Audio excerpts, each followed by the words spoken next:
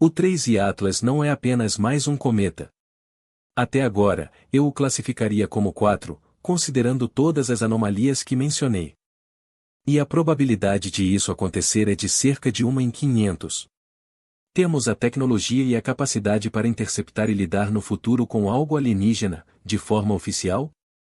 Não. O 3i Atlas põe em xeque tudo o que pensávamos saber. E o que quer que seja, talvez nunca mais o vejamos. Tudo começou a 1 de julho, quando o sistema de levantamento Atlas no Chile detectou um objeto de deslocamento rápido a atravessar o céu. Um intruso tênue e silencioso que entrava pela direção de Sagitário, perto do núcleo denso e repleto de estrelas da nossa galáxia. No início, parecia mais um cometa distante, um viajante gelado dos confins do nosso sistema solar. Mas essa ideia não durou muito. À medida que mais telescópios se fixavam no objeto, os astrônomos depressa perceberam que ele se movia a uma velocidade excessiva para estar preso ao Sol. A sua trajetória era hiperbólica, um percurso aberto, vindo do espaço profundo, fadado a passar de raspão e nunca regressar. Mas a velocidade não foi o que chamou a atenção. Foi a precisão. A maioria dos objetos interestelares, como o Oumuamua ou Borisov, chega por trajetórias íngremes e irregulares, cortando o sistema planetário em ângulos estranhos. Este, porém, era distinto. O 3i Atlas aproximava-se numa rota apenas 5 graus desviada do plano da eclíptica. O plano onde todos os planetas principais orbitam. E conforme os modelos orbitais se afinavam, algo ainda mais peculiar surgiu. O objeto não estava só a atravessar o sistema num ângulo conveniente. Estava alinhado para passar perto de Vênus, depois Marte e em seguida Júpiter, nessa ordem exata. Uma sequência de assistência gravitacional surpreendentemente parecida com as que concebem para naves espaciais. Esse tipo de alinhamento não é impossível, mas não é o que se espera de uma rocha interestelar aleatória. De facto, A.V. Loeb, o astrofísico de Harvard famoso por questionar as normas, estimou publicamente a chance de tal sequência ocorrer por mero acaso em cerca de 1 em 20. 000 é um valor que, por si só, não prova nada, mas que teima em persistir. Depois surgiram as estimativas de tamanho, baseadas na sua luminosidade e assumindo uma superfície rochosa escura. O 3i Atlas poderia ter até 20 km de largura, tornando-o de longe o maior objeto interestelar alguma vez observado. E no entanto, durante a sua abordagem inicial, não se viram sinais visíveis de comportamento cometário típico, sem jatos de gás, sem desgasificação evidente, apenas silêncio. Esse silêncio ainda pode encaixar no domínio do acaso. Afinal, o cosmos é imenso, e a probabilidade tem espaço para agir. Mas para quem observa com atenção, algo no 3i Atlas parece desalinhado. E ao contrário do Oumuamua, que partiu antes de podermos reagir, desta vez temos uma oportunidade, uma janela curta para estudar um visitante interestelar. Não depois de ele partir, mas enquanto atravessa o coração do nosso sistema. E quanto mais examinamos, menos comum ele aparenta ser. Desde o momento em que reconstruíram o percurso do 3i Atlas, ficou evidente que não se tratava só de um objeto a passar. Seguia uma linha limpa, calculada e profundamente improvável. A sua órbita retrógrada, contra o fluxo do movimento planetário, era esperada para algo do espaço profundo. Mas a sua baixa inclinação, roçando logo acima da eclíptica, distinguia-o de todos os outros visitantes interestelares conhecidos. A maioria dos objetos de outros sistemas estelares aproxima-se em ângulos acentuados, mergulhando de cima ou de baixo no plano solar. Já o 3i Atlas parece deslizar pelo mesmo corredor que usamos para lançar sondas. Uma zona do espaço que otimiza o consumo de energia e maximiza as assistências planetárias. Acaso, talvez? Mas cada camada de alinhamento torna essa justificação mais difícil de sustentar. A sequência de sobrevoos e Vênus, depois Marte, depois Júpiter, e reflete as mesmas manobras aplicadas no planeamento de missões para naves interplanetárias. Na verdade, se um engenheiro humano tivesse projetado uma trajetória para inspecionar eficientemente o sistema solar interior sem paragens, poderia ser exatamente assim. Isso não comprova a artificialidade, mas obriga a uma questão mais inquietante. Por que motivo um suposto objeto natural se move com a elegância de uma intenção? Alguns cientistas defendem que estes encontros planetários são uma anomalia estatística, um resultado improvável mais viável do acaso gravitacional. Outros não estão tão convictos. A.V. Loeb, prosseguindo a sua defesa de uma mente aberta rigorosa, instou a comunidade científica a tratar o 3I Atlas como um caso de estudo pedagógico. Não porque tenhamos provas de tecnologia alienígena, mas porque o padrão de anomalias exige um escrutínio mais profundo. Na sua perspectiva, nada perdemos ao formular as perguntas mais difíceis. E podemos ganhar tudo se descobrirmos algo que não devíamos ter visto. Esse apelo ganha ainda mais urgência ao considerarmos o momento. Enquanto o 3I Atlas acelera para sua aproximação mais próxima ao Sol, passará atrás do disco solar da perspectiva da Terra, entrando numa fase de bloqueio observacional no preciso instante em que se espera o pico de atividade cometária. Telescópios terrestres não o conseguirão seguir. O Hubble ficará cego. Até o telescópio espacial James Webb terá de contornar as suas restrições de apontamento. As limitações inerentes a este corpo celeste parecem destinadas a escapar de observações prolongadas, evitando qualquer risco de detecção prejudicial. Para alguns, trata-se meramente de azar. Para outros, roça o plano estratégico, como se o astro tivesse sido concebido para desaparecer precisamente quando a análise se intensifica. Embora isso evoque narrativas de ficção científica, os princípios físicos subjacentes são inegáveis. Uma alteração mínima, como meros centímetros por segundo em aceleração, bastaria para modificar discretamente a sua rota ao longo do tempo. Caso o 3I Atlas conte com qualquer tipo de propulsão, ainda que passiva ou de origem remota, esse grau de manobra seria inteiramente viável. É claro que não há, por enquanto, provas concretas de tal sistema, mas sabemos onde procurar. É por isso que o Hubble e o Webb mantêm vigilância constante, examinando a sua coma, registrando a luz emitida e rastreando assinaturas químicas capazes de revelar a sua essência real. Pois, se este objeto for de facto natural, ancestral e completamente inerte, poderá ainda revelar-nos segredos sobre a galáxia mais profundos do que qualquer cometa anterior.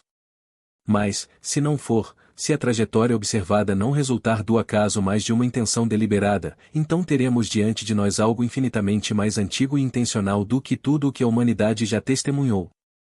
Há semanas que telescópios em todo o mundo e além dele estão fixos no 3I Atlas, numa tentativa de responder a uma interrogação tão antiga quanto o próprio conhecimento humano.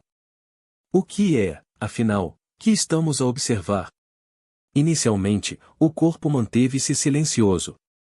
Sem jatos evidentes, sem cauda, sem indício visual de que liberava matéria. Apenas um núcleo gelado e imenso a deslizar pelo vazio espacial. Contudo, ao aproximar-se do Sol, a situação evoluiu. A coma surgiu de forma gradual, uma tênue camada difusa de gás e poeira. No entanto, o seu padrão não se revelava convencional. Na maioria dos cometas, a radiação solar impulsiona as partículas para longe da estrela, criando caudas que se estendem como bandeiras agitadas pelo vento. Mais uma fração do fluxo de poeira do 3I Atlas curvava-se na direção oposta, para o Sol, como se grãos mais pesados resistissem à pressão habitual. Isso por si só indicava uma composição atípica, algo denso, quiçá metálico, ou pelo menos com partículas maiores do que o pó cometário padrão. Em seguida, surgiram os dados espectrais de instrumentos de alta precisão a bordo do telescópio espacial James Webb e de observatórios terrestres como o Gemini South. Os investigadores compilaram um perfil químico que, embora reconhecível, provocava inquietação. Água, gelo, poeira rica em carbono, silicatos, moléculas orgânicas, e nada de extraordinário isoladamente. De facto, estes elementos são frequentes em diversos cometas. Mas estes materiais não eram recentes. Eram ancestrais, potencialmente mais velhos do que o próprio Sol, conservados em estado imaculado, como se tivessem sido selados num congelador profundo durante 7.000 milhões de anos. Algumas dessas substâncias exibiam danos mínimos por radiação, pouca variação térmica e traços espectrais que sugeriam nunca terem estado perto de uma estrela até ao momento atual. Ainda mais intrigante era a discrepância entre brilho e dimensões. A coma apresentava luminosidade excessiva, mas o núcleo estimado mantinha-se menor do que o aguardado para tal nível de atividade. Isso levou certos cientistas a avançar uma hipótese alternativa. Talvez a superfície não seja apenas reflexiva. Talvez seja excepcionalmente eficaz na dispersão da luz, possivelmente devido a uma textura lisa ou até a uma casca artificial. Nesse estágio, cada novo elemento de informação parecia agravar o enigma em vez de o esclarecer. Quanto mais se descobria, mais contradições emergiam. Cada indício, químico, óptico, dinâmico, já acumulava outra camada num retrato que não se assemelhava aos cometas conhecidos. E, talvez o aspecto mais perturbador de todos, reside na origem do objeto.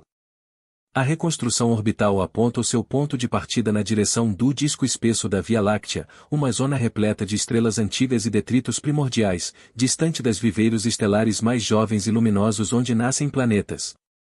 Isso implica que o 3I Atlas pode ter viajado durante bilhões de anos antes de chegar até nós. Poderia tratar-se de um fóssil, um fragmento da memória galáctica, inalterado desde os primórdios do tempo. Ou, quem sabe, algo completamente distinto, um resquício de engenharia, uma sonda extinta, um observador reativado pela luz estelar. Ninguém arrisca certezas absolutas. Nenhum cientista responsável proclama origens extraterrestres sem evidências sólidas. Mas o debate inclina-se cada vez mais para o território da plausibilidade, não da convicção, pois o 3I Atlas obriga-nos a questionar as fronteiras dos nossos modelos teóricos. E nessas fronteiras, deparamo-nos com sombras de realidades que ainda nos escapam. Em breve, o 3I Atlas desaparecerá. Esconder-se-á atrás do Sol, ofuscado pelo brilho, inacessível mesmo aos nossos telescópios mais avançados. E quando reaparecer, semanas depois, mais silencioso, mais frio, mais tênue, já estará a rumar para longe. Um forasteiro mudo a regressar ao vazio de onde surgiu. Ficaremos com dados, espectros, imagens, gráficos, tudo notável, mas nada definitivo.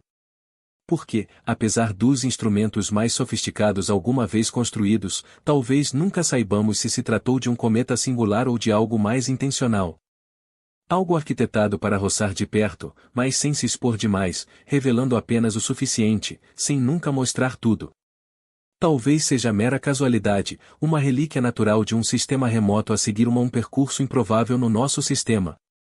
Contudo, se não for assim, se a rota, a composição, o mutismo, se tudo isso sugerir algo criado por mãos humanas, o 3I Atlas poderia representar a inicial comunicação que captamos de uma sociedade desaparecida há séculos, ou de outra que observa em segredo. Uma nave que não envia sinais, não desce à superfície, não se demora. Limitar-se-ia a avançar e sumir de vista. Tal um espectro. E talvez aí resida o aspecto mais perturbador. Não tanto a ideia de uma visita, mas o facto de não sermos o objetivo final. Simplesmente uma escala breve. Um marco na escuridão. Independentemente da realidade, este instante é crucial. Pois o Triatlas conseguiu o que raros corpos celestes logram. Levou-nos a duvidar do que julgamos compreender. A expandir os horizontes do improvável e a interrogar de novo, estamos de facto isolados, ou meramente distraídos? Se chegaste até este ponto, fazes parte do restrito grupo atento. Por isso, emite um eco. Adere ao enigma do universo. E caso esta odisseia te toque, o enigma, o vazio sonoro, a excitação do incerto, pensa em te juntares como sócio. Estamos a erguer um espaço dedicado a ti. A breve trecho, ofereceremos materiais reservados a quem anseia explorar mais intensamente e navegar além. Afinal, o firmamento não é um vazio. Jamais o foi. E só agora começamos a percebê-lo de verdade. Música.